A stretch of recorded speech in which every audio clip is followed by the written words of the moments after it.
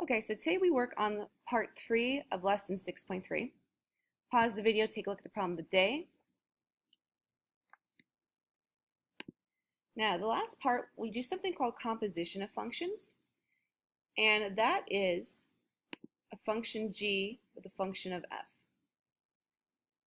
The notation is f of g of x or g of f of x. So what happens with this one? Instead of just adding them or subtracting them, multiplying, dividing, whatever, we're plugging one function into the other. So let's take a look at how that works with example 7. So find the indicated composition.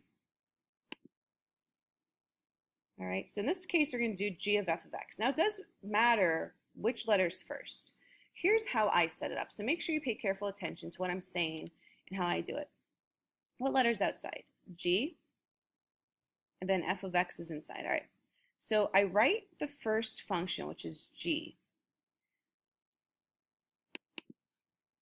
So g is 2x, but you see how there's like a parenthesis here?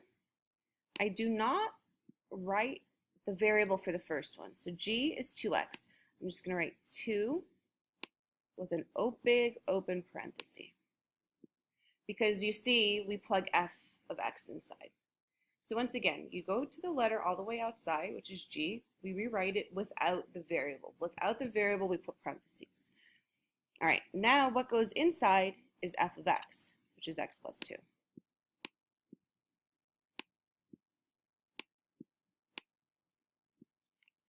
From here, we'll simplify. We're going to distribute the 2 to both. So it's just 2x plus 4. Right? Because we distributed it here and here. That's my answer. That's it. So let's try it again. Like I said, the hardest part is knowing how to write the composition. So what letter do we have first? F. So I look at my f function, and I do not write what? The x. So when I write it, I put a parenthesis wherever I see an x. So 3 parenthesis plus 2. So once again, the first function, all the way to the left, we write it, no x, we put a parenthesis in its place. Now what's on the inside? G of x. So inside the parenthesis goes 2x minus 1.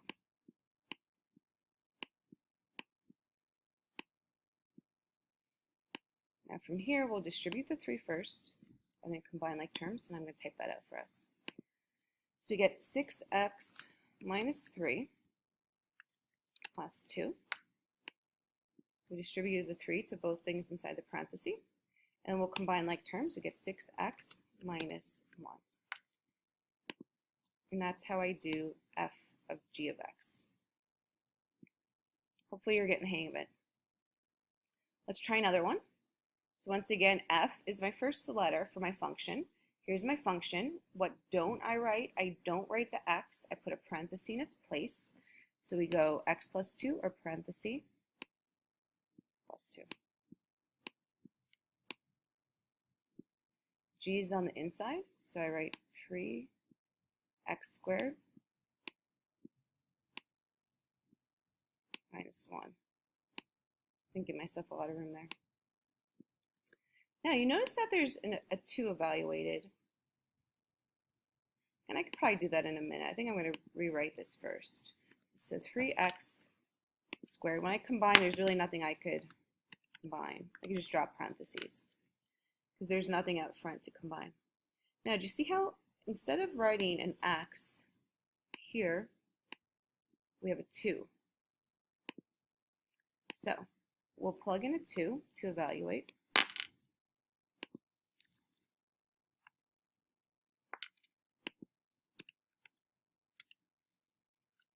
We get 3 times 2 squared is 4.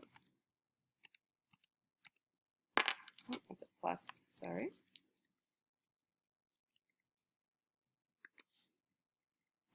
We get 12 minus 1 plus 2. And finally, 12 minus 1 is 11, plus 2 is 13. I might side this up a little so we can see it a little bit better.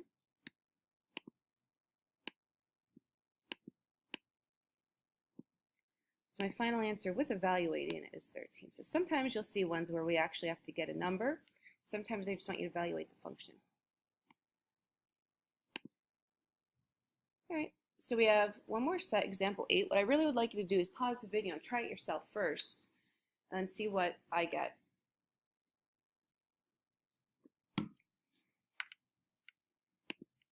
So f of g of x, f is the first one.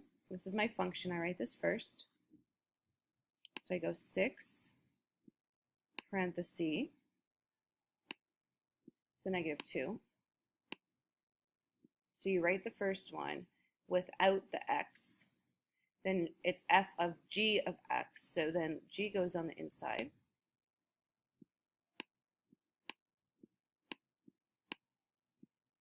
So 4x plus 5 goes inside. Now, I really can't simplify much more than this. Remember when there's negative exponent, this is like 6 times this parenthesis.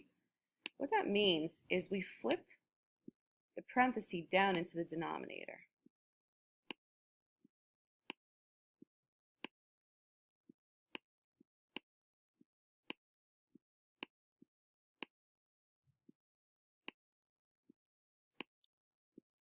And that's actually going to be my answer. Now, actually, there's one thing I have to add, right? What do you notice about this answer? It's a fraction. I might do this over here. We'll just set the denominator, what's inside the square, equal to 0. Because remember, the denominator cannot equal 0.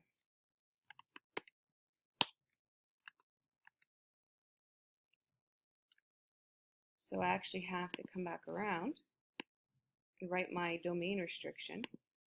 So comma, x cannot equal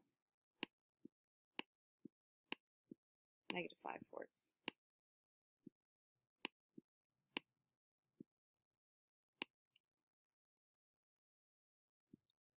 All right. So let's try the next one, g of f of x. So g first.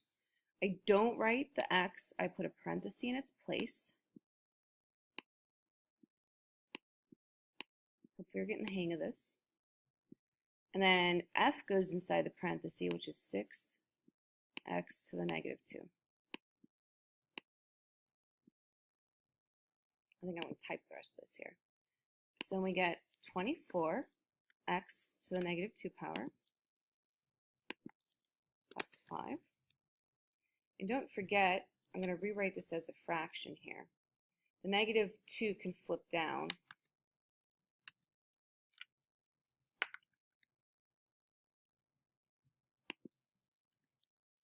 I'm going to write it like this first, typing it in. Actually, let me write it in pen. I think it's going to be a little easier. 24 over x squared plus 5. Now, not all of it is a fraction. This piece is here. What's my domain restriction? What can x not equal? X cannot equal 0, right? Because if I set the denominator, the x equal to 0, just 0. Like I don't actually have to solve it because it's not like a two-step equation or whatever. So your restriction is x cannot equal 0. All right. This last one. Now this one might look a little funny because it's g of x, and we can do that. We could plug the same thing into the equation. So let's see, g of x, I write the original without the x and put a parenthesis in its place. And what goes inside is the same thing, 4x plus 5.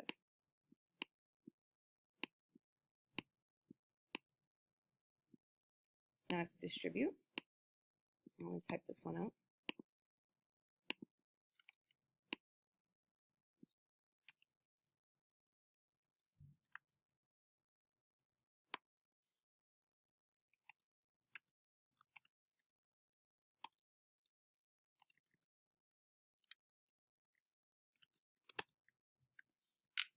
And my final answer is 16x plus 25.